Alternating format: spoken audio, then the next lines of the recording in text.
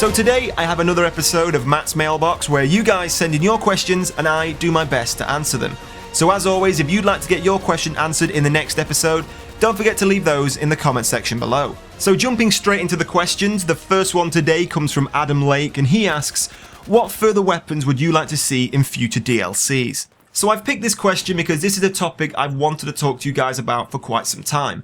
Now in Battlefield 4 so far, we've already got 2 DLCs released. We've got China Rising out across all platforms, and we've got Second Assault that we're still waiting for on the PlayStation and the PC. Now we've heard recently we may be seeing this towards the end of February, but of course, after already playing the DLC, we already know which weapons we're going to get. And in China Rising and Second Assault, all of these guns so far are weapons we've seen already in Battlefield 3. None of them are original or brand new weapons to the series.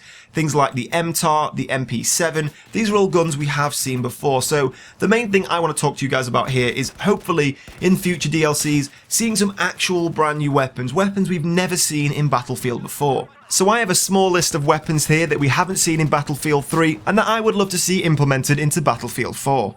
The first weapon in this list is actually the big brother to a weapon we've seen in Battlefield 3 and Battlefield 4 that we all know as the MTAR 21 or the Micro Tavor 21, which falls into the carbine category. Now I would love to see the assault rifle version of this, the Tavor 21, the big brother of the MTAR that still fires 5.56 in a 30 round magazine with a bullpup configuration. I think it'd be really cool to not only see the micro version of this weapon, but also the full size big brother falling into the assault rifle class. Now another assault rifle I would love to see in a future DLC is the Sig Sauer 5.51A1. Now this is actually the big brother to the SG 5.53 we see in the carbine class. Now again, this fires 5.56 NATO rounds and carries a 30 round magazine. And again, this is a kind of weapon we've never seen in Battlefield before. We've often seen the SG 5.53 in a small compact variant, so I think it'd be quite cool to see a much larger version of this weapon make an appearance in the assault class. Now sticking with Sig Sauer, another weapon that I would love to see implemented into Battlefield that we not only haven't seen in Battlefield before, but I don't think we've seen in any other first-person shooters. And this is the Sig Sauer MPX. Now this is actually a machine pistol. It's a 30 round 9mm gas operated submachine gun. So I think this would probably fall into the PDW class. It's a little bit smaller than a carbine and it would be a great addition to the game. It's a pretty funky looking little gun. So there's my top 3 weapons, nothing too radical there, but it would still be cool to see these additions in the game.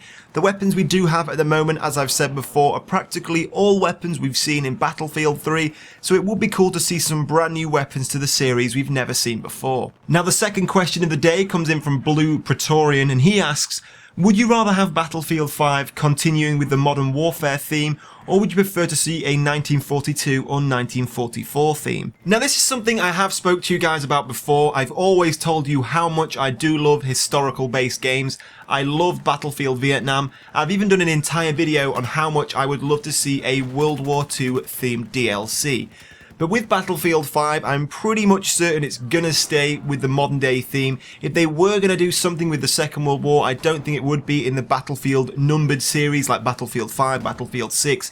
I think all of those games will still be modern shooters. I would still love to see something like Battlefield 1944, or if we saw Bad Company return, I would love to see that maybe set in a different time period, like we saw with Battlefield Bad Company 2 Vietnam. Now if you were looking forward to a World War II Battlefield game, the chances of it happening would actually be much higher roundabout now than any other time. There does seem to be a cycle with developers doing World War II games with the release of a new generation of console. It's almost as if, with the new generation, developers want to go back and do things they've done previously to a much higher level. We saw it with PlayStation 2, when that first came out we had games like Medal of Honor Frontline, and slowly we saw the release of modern day shooters. And then when the next generation Xbox 360 came out, we saw Call of Duty 2, Call of Duty 3, all based in the Second World War. And then again, of course, we saw Call of Duty 4, and since then it's practically all been modern day shooters. So with the new generation of consoles, I wouldn't be surprised if again we saw developers go back to the World War II theme. Now if we were to see a World War II theme game, I would much prefer to see something based around 1944